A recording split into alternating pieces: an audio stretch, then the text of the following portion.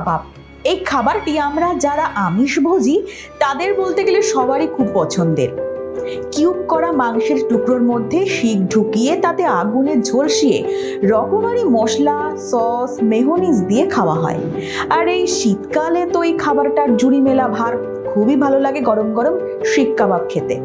তো যাই হোক, আপনি কি জানেন এই স্পাইসি খাবারটি কোথা থেকে এসেছে?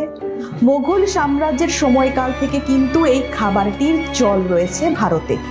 এর জন্য আবার অনেকে বলে থাকেন মোগলদের হাত ধরেই নাকি ভারতে শিক কাবাব খাওয়া শুরু হয়েছে। কিন্তু ইতিহাস বলছে অন্য কথা।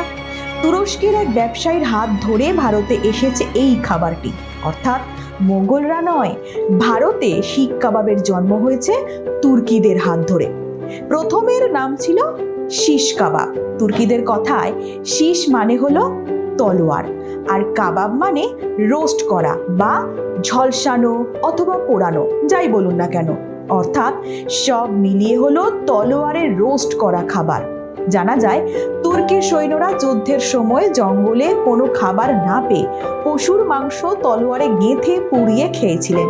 তারপর থেকে শুরু হয় এই খাবারের প্রচলন। তো যাই হোক, সেই জঙ্গলে আবিষ্কার হওয়া খাবারটা যে কবে সবার কাছে প্রিয় হয়ে উঠল তা কেউ জানে না। কলকাতায় এই শিক কাবাব তৈরি হয় একেবারে অন্য উপায়ে।